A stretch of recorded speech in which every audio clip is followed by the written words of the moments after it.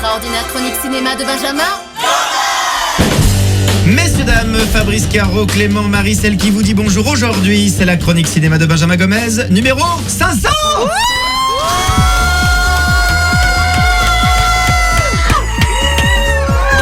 Merci Caro. Merci, voilà, bisous de Caro. Elle vient quand même de l'embrasser sur la bouche. Hein. Oui, on peut dire ça. Alors on a beau dire, mais 500 ça fait beaucoup. Ah bah c'est la moitié de 1000. Oui, mais je suis bon en calcul.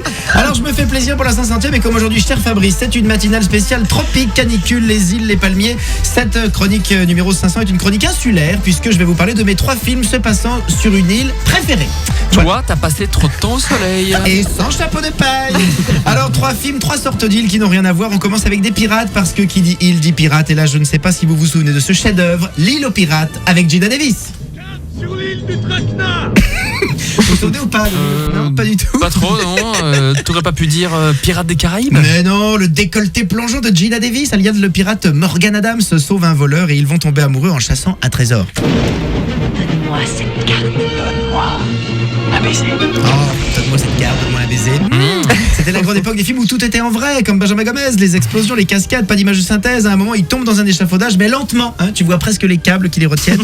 Le charme de la grande époque, on n'avait pas besoin de la 3D et c'était beaucoup mieux. On va le perdre. Deuxième île. Alors là, rien à voir. Fabrice, The Island, réalisé par Michael Bay, l'arme de destruction massive du cinéma. Ça commence dans une cité souterraine où les habitants attendent d'être tirés à la loterie pour aller habiter sur l'île, seule zone encore habitable de la Terre. Bonsoir. En direct des Terres Contrôle, je vous souhaite la bienvenue au tirage de la loterie. Partez vous installer sur l'île. Ah voilà, sauf que quand le réalisateur de Armageddon et Transformers tourne un film sur une île, rapidement ça devient ça. Le bordel. Ouais, effectivement, il y a du petit grabuge, alors que dans Seul au monde, mon 3e film insulaire préféré, l'ambiance c'est plutôt ça. C'est beaucoup plus calme. Oui, c'est sobre. Et beaucoup plus seul. Hein. Tom Hanks, je sais pas s'il a joué la loterie, mais il a perdu. Bloqué au milieu du Pacifique à parler avec un ballon de volet. T'inquiète pas que le Club Med te rembourse le séjour. On va quand même vérifier du côté de Michael Bay s'il s'est calmé. Ah ouais, non, définitivement son île est pas très calme. Alors pour passer le week-end en vacances, l'île aux pirates, The Island est seul au monde. La chronique cinéma de Benjamin Gomez numéro 500 vous souhaite une bonne baignade. Et puis me voler mon trésor, hein.